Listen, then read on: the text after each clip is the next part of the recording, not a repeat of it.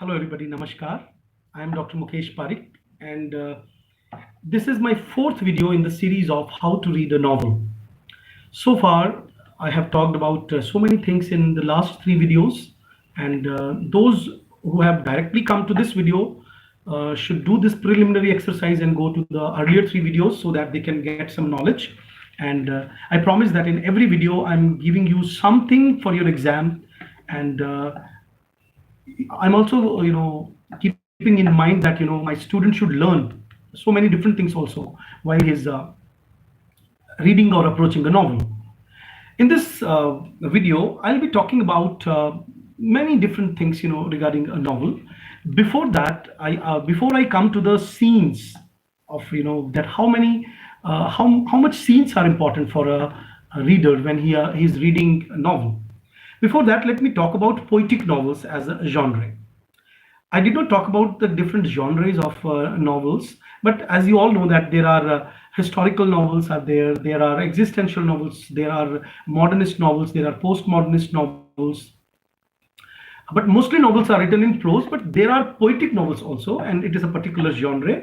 And in the poetic novels, one name which comes to me directly to my mind, that is Pushkin. He's a French writer, and his famous novel is Eugene Onegin. So Eugene Onegin is a very famous poetic novel which has established, and Onegin stanza also a kind of, a sonnet stanza. So you should be aware about that. Novels are also written in the poetic form. Second comes to my mind is Elizabeth Barrett Browning, who has written the feminist novel Aurora Leigh, Aurora Leigh. This novel is also very famous, where the writer has talked about the education and the decision of the protagonists in the novel. Third writer from India comes to my mind, Vikram Seth. He has written The Golden Gate, and The Golden Gate is famous because this particular novel is written on the Eugene Onegin stanza form written by Pushkin. So in the starting of this video, I have given you three different writers and talked about poetic novels. In the last video, as I talked about point of view, and let me talk about some other aspects of novel, like how to read a novel. When you are reading a novel, I think you should be aware about what is the significance of the darkness in the novel. For example, in the Gothic novels, you have seen that in my earlier videos, I gave you an example of Wuthering Heights, that the novel has a kind of darkness throughout the novels. Or say, in some of the novels of Charles Dickens, the darkness.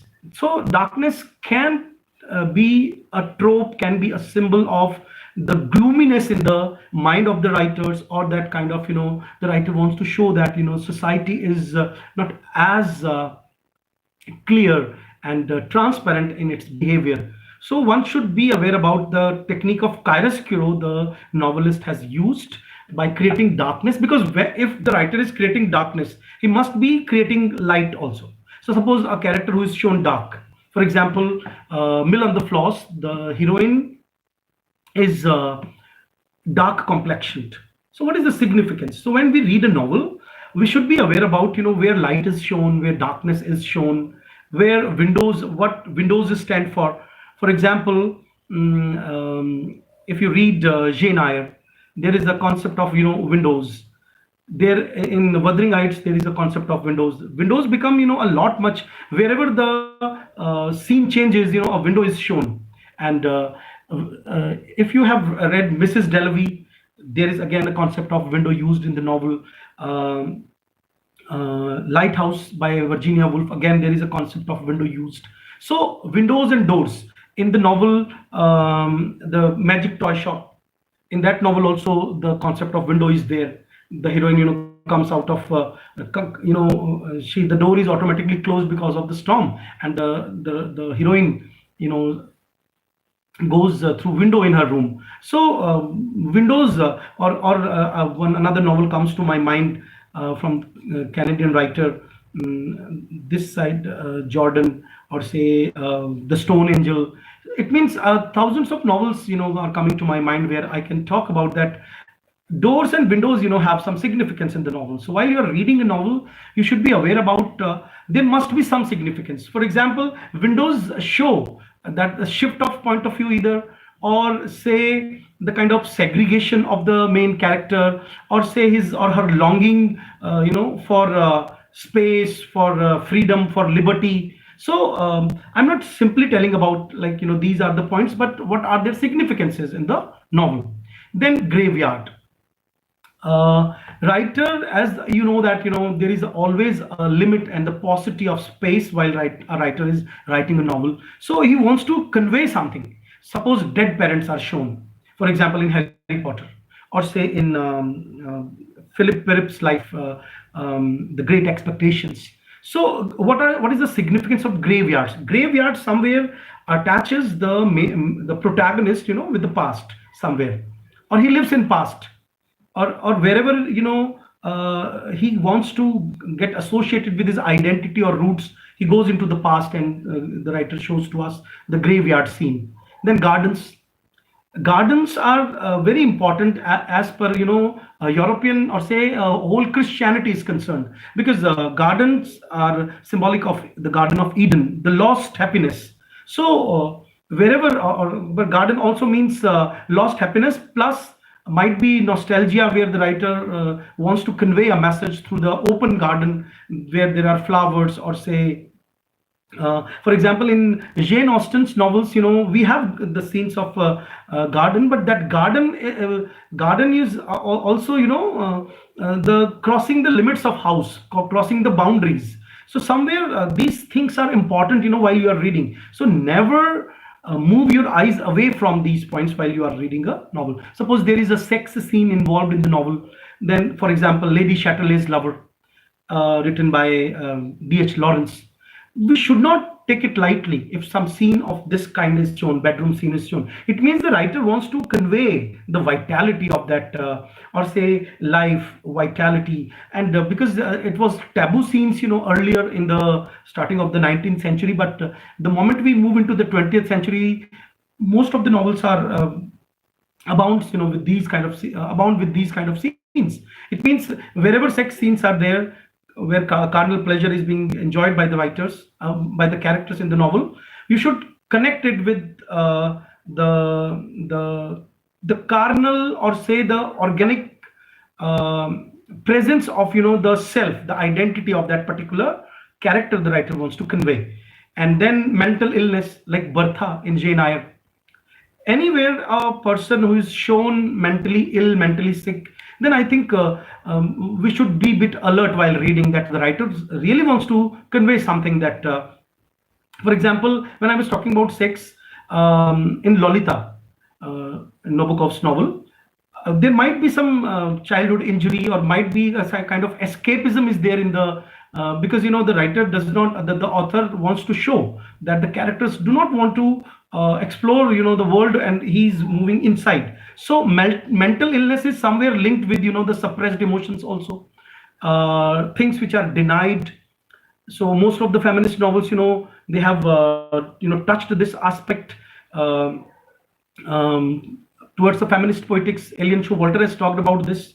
Then any character, suppose one who speaks less in the novel, or say someone who is very garrulous, or say quite talkative person, there are certain things, mostly you have seen that, for example, let me give you one example, that Shakespeare has shown almost all the philosophical things of his characters through jesters, or through clowns.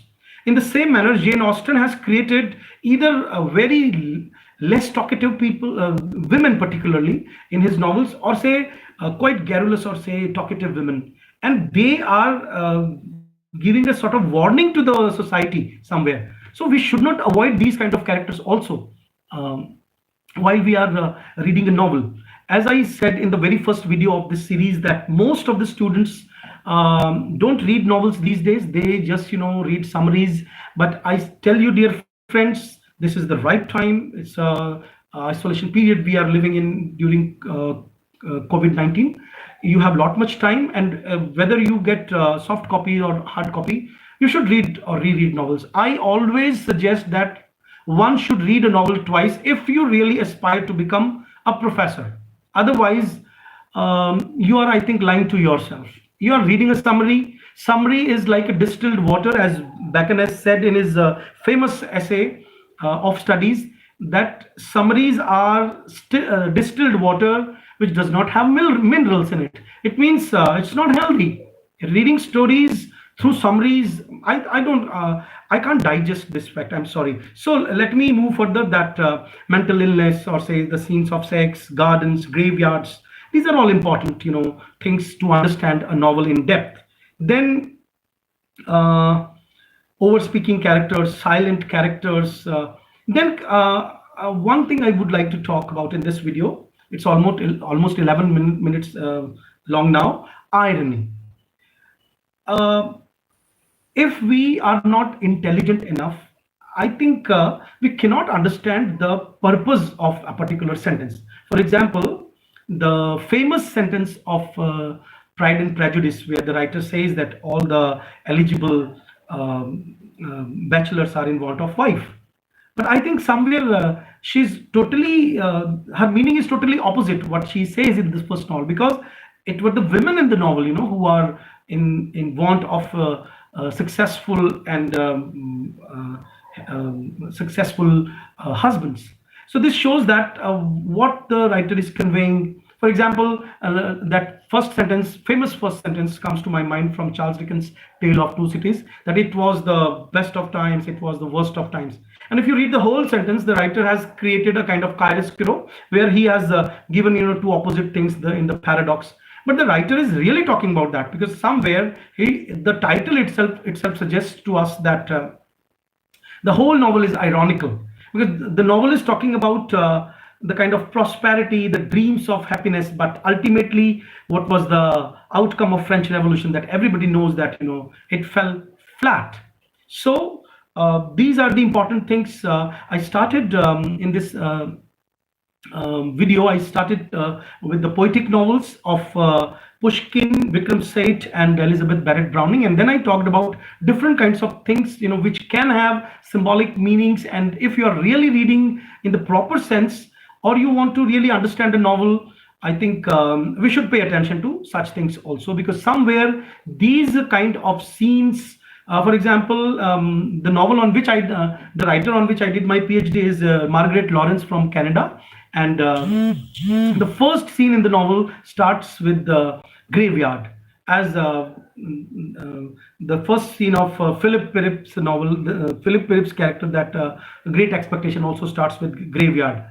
So there are certain significances involved, and if we start paying attention to such things, we become really critical thinkers, and we can approach a novel from the right angle for which the novels are written. Now wait for my other two videos, which I will give you tomorrow. Till then, thank you very much. Namaskar.